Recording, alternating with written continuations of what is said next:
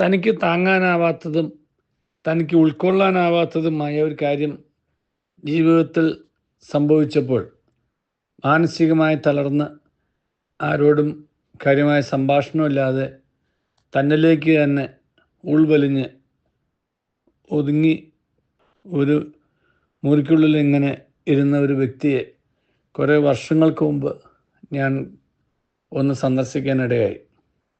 എനിക്ക് പരിചയമുണ്ടായിരുന്നുകൊണ്ടും അദ്ദേഹം കടന്നു പോകുന്ന ഒരു മാനസികാവസ്ഥ എനിക്ക് അറിയാവുന്നതുകൊണ്ടുമാണ് ഞാൻ ചെയ്തത്.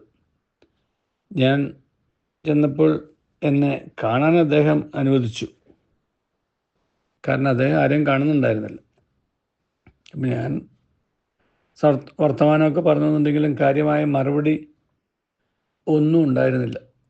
എനിക്കൊരു സ്ലിപ്പ് എഴുതി തന്നു, ലീവ് മീ എലോൺ, എന്നെ ഒന്ന് ഒറ്റയ്ക്ക് വിടുക. ഞാൻ ആ കുറിപ്പിൻ്റെ മറുപുറത്ത് അദ്ദേഹത്തിന് എഴുതി തിരിച്ചങ്ങോട്ട് കൊടുത്തു, യു ആർ നോട്ട് എലോൺ, നിങ്ങൾ ഒറ്റയ്ക്കല്ല. ഈ കഴിഞ്ഞ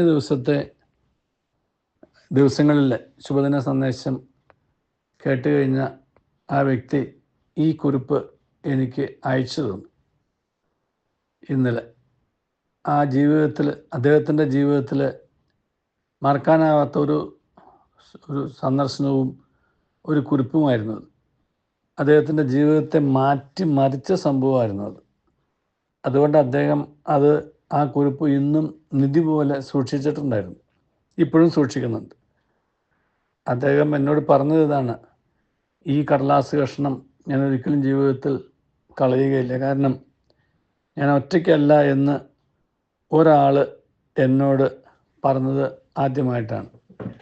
ഒറ്റയ്ക്കായിപ്പോയി എന്ന് ധരിച്ചിട്ടാണ് ഞാൻ ഉൾവലിഞ്ഞതും എന്നിലേക്ക് തന്നെ ഞാൻ ഒറ്റപ്പെട്ടതും. അതുകൊണ്ട് എനിക്ക് ജീവിതത്തിൽ പുതിയൊരു ദിശാബോധം കിട്ടി. ഇനി അങ്ങനെ ഒറ്റയ്ക്കല്ല എന്നുള്ള തിരിച്ചറിവോടുകൂടി മുറിക്ക് പുറത്തിറങ്ങി സംസാരിക്കാനും പുതിയൊരു അധ്യായം ജീവിതത്തിൽ എഴുതാനും സാധിച്ചു.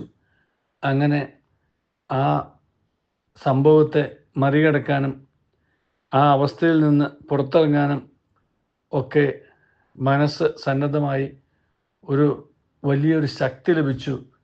അങ്ങനെ ഒരു പുതിയ അധ്യായം എഴുതിയപ്പോൾ പുതിയ മനുഷ്യനായി, പഴയതിനേക്കാളും മെച്ചപ്പെട്ടതും പഴയതിനേക്കാളും സക്സസ്ഫുൾ ആയിട്ടുള്ളതും പഴയതിനേക്കാളും നല്ലതുമായിട്ടുള്ള ഒരു അവസ്ഥയിലേക്ക് ജീവിതത്തെ കൊണ്ടുപോകാനും സാധിച്ചു എന്നൊക്കെയുള്ള ഓർമ്മക്കുറിപ്പോടുകൂടി, അടിക്കുറിപ്പോടുകൂടിയാണ് അദ്ദേഹം എനിക്ക് ആ വരികളുടെ ഒരു ഫോട്ടോ കോപ്പി തിരിച്ചയച്ചത്.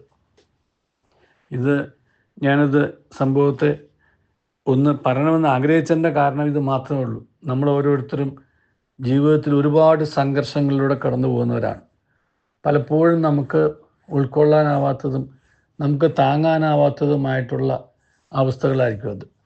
അവിടെയൊക്കെ ചിലപ്പോൾ നമ്മുടെ സുഹൃത്തുക്കളോ നമ്മുടെ വീട്ടുകാരോ നമ്മുടെ ബന്ധുക്കാരോ നാം പ്രതീക്ഷിക്കുന്നവരോ ഒക്കെ ആയിട്ടുള്ളവരൊക്കെ നമ്മളെ ഒരുപക്ഷെ അവഗണിച്ചെന്ന് വരും, പുച്ഛിച്ചെന്ന് വരും, താഴ്ത്തിക്കെട്ടിയെന്ന് വരും, നമ്മളെ വല്ലാതെ വേദനിപ്പിച്ചെന്ന് വരാം.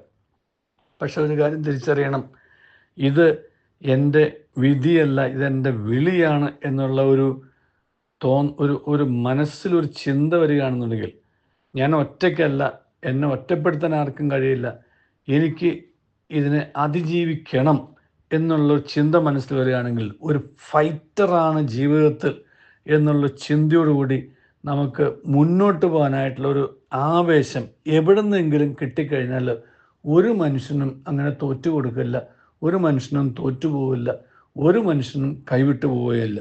അദ്ദേഹത്തിൻ്റെ ജീവിതത്തിൽ അത് തന്നെയാണ് സംഭവിച്ചത്. തുടർന്നുള്ള സംഭാഷണത്തിൽ ഒരിക്കലും അദ്ദേഹത്തോട് പറഞ്ഞായിരുന്നു, നമുക്ക് അങ്ങനെ ഒരു ടേണിംഗ് പോയിന്റ്, ഒരു വഴിത്തിരിവ് ദൈവം അനുവദിച്ചിട്ടുണ്ടെങ്കിൽ അതിൻ്റെ അർത്ഥം വേറെ ഏതോ നല്ല വഴിയിലേക്ക് നിങ്ങളെ തിരിച്ചുവിടാൻ വേണ്ടിയിട്ടാണ്. അത് അദ്ദേഹം ഇന്നലെ ഓർമ്മിച്ച് എന്നോട് പറഞ്ഞായിരുന്നു. ആ നല്ല വഴി തിരിച്ചുവിടാനാണ് എന്നുള്ളത് എന്നെ ഒരുപാട് ചിന്തിപ്പിച്ചു. അത് പരമമായി സത്യമായിരുന്നു. പിന്നീട് ഞാൻ എഴുതിയ പുതിയ അധ്യായം, ജീവിതത്തിൻ്റെ പുതിയ അധ്യായം എന്ന് പറയുന്നത് ഞാൻ പ്രതീക്ഷിച്ചതിനേക്കാളും ഞാൻ സ്വപ്നം കണ്ടതിനേക്കാളും വലിയ നല്ല വഴികളായിരുന്നു, അതിന് ഒരുപാട് നന്ദിയുണ്ടെന്ന് പറഞ്ഞിട്ടായിരുന്നു. ഇത് എന്നോട് പറഞ്ഞ നന്ദിയെക്കുറിച്ച് ഓർക്കാൻ വേണ്ടിയിട്ടല്ല, നമ്മുടെ ഓരോരുത്തരുടെയും ജീവിതത്തിൻ്റെ ഓരോ സംഘർഷങ്ങളുടെ നിമിഷങ്ങളും അല്ലെങ്കിൽ ഓരോ സംഘർഷ അനുഭവങ്ങളും ഒരുപക്ഷെ നമ്മൾ വേറൊരു വഴിയിലൂടെ തിരിച്ചുവിടാൻ വേണ്ടിയിട്ടായിരിക്കും. ആ തിരിച്ചുവിടാനായിട്ടുള്ള ശക്തിയാണ് ആ സംഭവം നമുക്ക് തരുന്നതെന്നും ആ സംഭവം അതിൽ തന്നെ ഒരു ടേണിംഗ് ആണ്, ഒരു വഴി തിരിവ് മാത്രമാണ് എന്ന് മനസ്സിലാക്കാനും നമുക്ക് കഴിഞ്ഞാൽ ഒരുപാട് മാറ്റം നമ്മുടെ ചുറ്റുമുള്ളവരുടെ ജീവിതത്തിൽ വരുത്താനാവും. അങ്ങനെയുള്ളവർക്ക് ഒരു വഴിത്തിരിവിന് കാരണമാവാൻ നമുക്ക് ആർക്കെങ്കിലുമൊക്കെ കഴിയട്ടെ. ദൈവം നമ്മെ അനുഗ്രഹിക്കട്ടെ. നല്ലൊരു ദിവസം എല്ലാവർക്കും നേരുന്നു. റേഡിയോ മല്ലു, മലയാളിയുടെ പാട്ടുപെട്ടി.